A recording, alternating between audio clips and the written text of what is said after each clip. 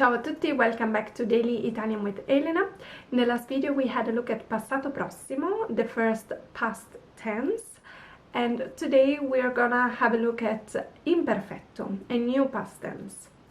Let's start straight away with looking at when to use imperfetto, so you can already understand the first differences from passato prossimo. We use imperfetto mostly to talk about actions that are repeated or are a routine that happened many times. So you could translate it in English as in I used to do something. We also use imperfetto to describe something in the past. So if I'm describing a situation and telling a story and I want to just give you a general idea of where I was, how was the weather like, how did he or she look, and so on, I'm going to use imperfetto. So that's not an action that you do, but it's still something that happens or was in the past. So I'm going to use imperfetto to describe this. And lastly, I use imperfetto also with verbs like to think, to believe, to hope. I'm going to use imperfetto in this case, again, because it's not an action that I do in that moment, but it's just general. I thought this, I was hoping this. There might be times when I use these verbs in the passato prossimo, but just to explain, just to mean that I do think, I do hope, I do believe that in that certain moment.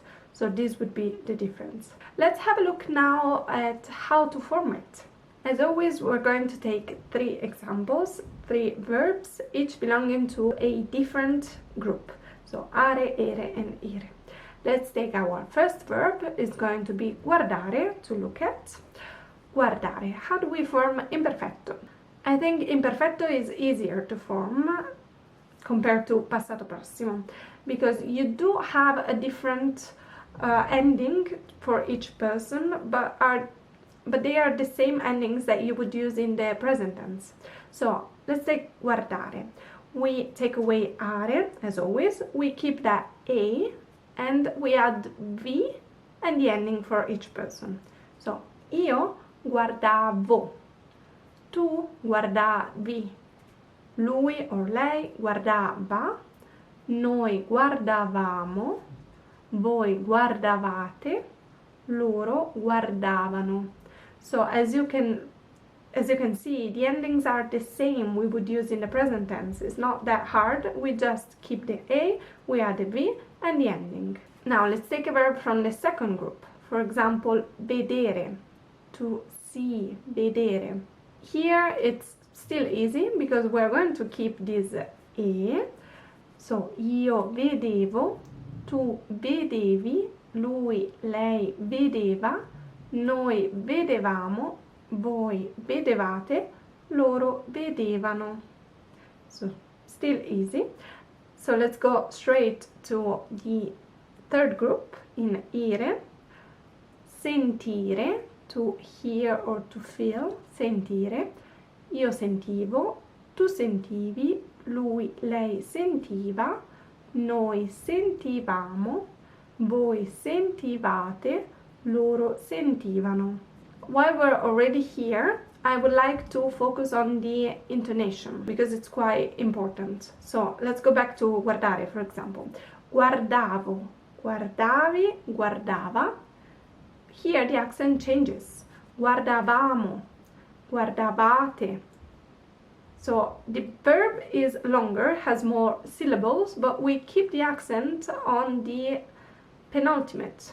Guardavo, guardavi, guardava, guardavamo, guardavate. Okay? The third person plural is guardavano. So it's not guardavano, but guardavano. Here the accent changes.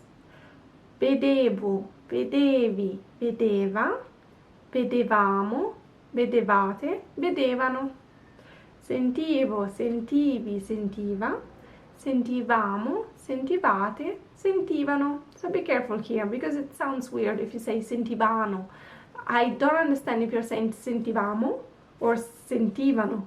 third person. So this helps to understand which person is the subject. Sentivamo or sentivano. It might seem that that's just it, but the hard part about imperfetto is that just like passato prossimo, also here there are irregular verbs, not just like passato, just like any other tense in Italian.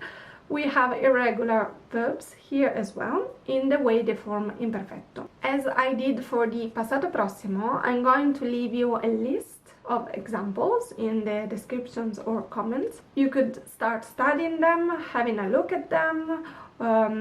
As I already said, the more you repeat them, the more you practice, the more you see them or hear them all around you, it's going to be easier for you to remember. I'm going to leave you a list for now, and then maybe in the future I will make a video where we have a look at some of the most used or important ones together, but for now just try to study and practice them.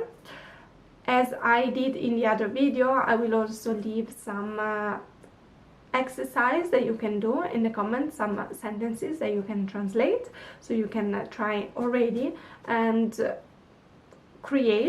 form this imperfetto. To finish the video, let's just have a look at the irregular form of imperfetto for the verb to be and to have. Essere, avere. So, essere. Io ero, tu eri, lui, lei era, noi eravamo, voi eravate, loro erano. To have, io avevo, tu avevi, lui, lei aveva, noi avevamo, voi avevate, loro avevano. Technically, ero, essere, is irregular.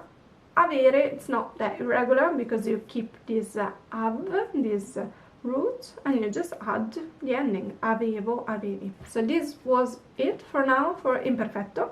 In the next video we'll try to put together passato prossimo and imperfetto to look at the real differences between them, so that you don't get confused when to use one, when to use the other.